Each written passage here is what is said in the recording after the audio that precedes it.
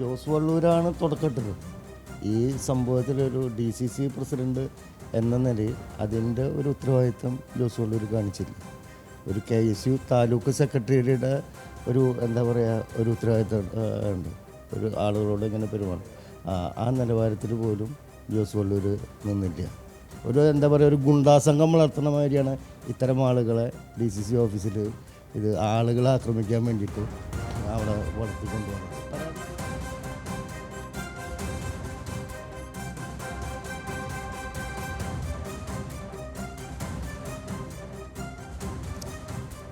തൃശൂർ കോൺഗ്രസിൽ പ്രതിഷേധം അണയുന്നില്ല. ഇന്നും പ്രസ് ക്ലബിന് മുന്നിൽ പോസ്റ്റർ പതിച്ചു. MP വിൻസെന്റിനെതിരെയും അനിൽ അക്കരയ്ക്കുമെതിരെയാണ് പോസ്റ്റർ.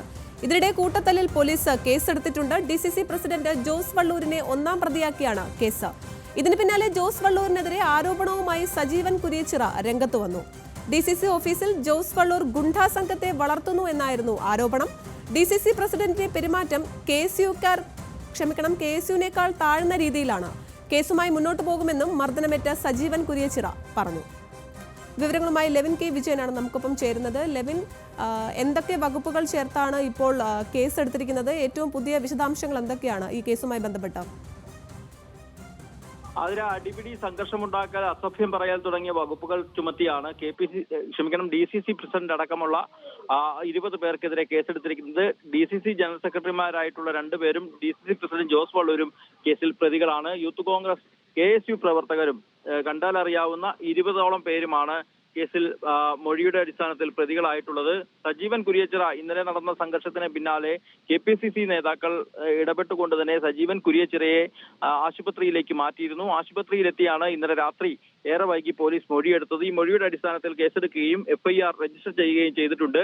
സംഘർഷ അവസ്ഥയ്ക്ക് K മുരളീധരന്റെ തോൽവിക്കും പിന്നാലെ തൃശൂർ DCCയിൽ ഉടലെടുത്ത പ്രശ്നങ്ങൾ അവസാനിക്കുന്നില്ല എന്ന് തന്നെയാണ് നമുക്ക് പറയാൻ സാധിക്കുക. ഇന്നും തുടർച്ചയായ 4ാം ദിവസവും DCC ഓഫീസിനും തൃശൂർ പ്രസ് ക്ലബിനും മുന്നിൽ പോസ്റ്റർ പ്രതിഷേധങ്ങൾ ഉണ്ടായി.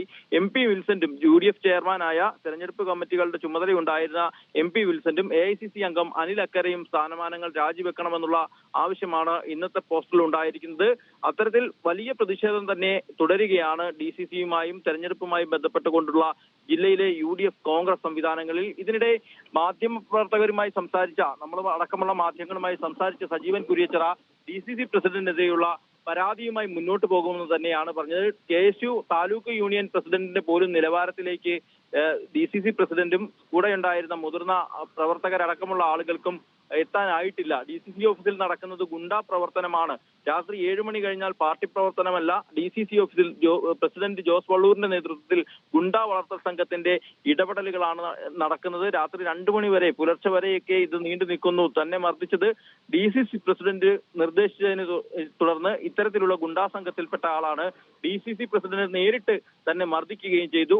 പാർട്ടി നേതൃത്വം ഇക്കാര്യത്തിൽ പറയുന്നതിനനുസരിച്ചായിരിക്കും മറ്റ് നടപടികൾ സ്വീകരിക്കുക. കേസ് പിൻവലിക്കില്ല തുടങ്ങിയ കാര്യങ്ങളാണ് അദ്ദേഹം വ്യക്തമാക്കിയിട്ടുള്ളത്. ഏതായാലും KPCC നേതൃത്വം അടക്കം ഇടപെട്ടുകൊണ്ട് കർശനമായി തൃശൂർ ജില്ലയിലെ സംഘടനാ സംവിധാനങ്ങളിൽ തിരുത്തലുകൾ വേണമെന്നുള്ള ഈ ആവശ്യങ്ങളാണ് കോൺഗ്രസ് പ്രവർത്തകർക്കും നേതാക്കൾക്കിടയിൽ നിന്നും ഉയരുന്നത്. ഇത് KPCC നേതൃത്വം ഇന്നലെ തന്നെ ഈ വിഷയങ്ങളുമായി ബന്ധപ്പെട്ടുകൊണ്ട് DCC ഭാരവാഹികളെ ബന്ധപ്പെട്ടപ്പോൾ പലരും ഇക്കാര്യം അവരോട് നേരിട്ട് ആവശ്യപ്പെട്ടതാണ്. ഇതിന്റെ അടിസ്ഥാനത്തിൽ KPCC ഒരു അടിയന്തര അന്വേഷണം നടത്തും. സംഘടനാ ജനറൽ സെക്രട്ടറി KC വേണുഗോപാലിനെ അടക്കം അറിയിച്ച് അദ്ദേഹത്തിന്റെ കൂടി നിർദ്ദേശത്തിന്റെ അടിസ്ഥാനത്തിലാണ് ഇത്തരത്തിലൊരു അന്വേഷണം ഉണ്ടാവുക.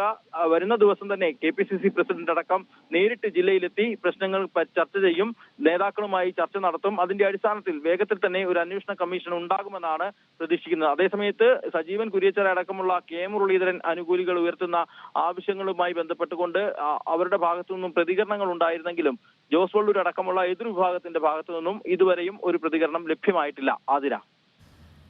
ശരി, DCC ഓഫീസിലുണ്ടായ കൂട്ടത്തല്ലിൽ DCC പ്രസിഡന്റ് ജോസ് വള്ളൂരിനെ ഒന്നാം പ്രതിയാക്കി പോലീസ് കേസെടുത്തിരിക്കുകയാണ്.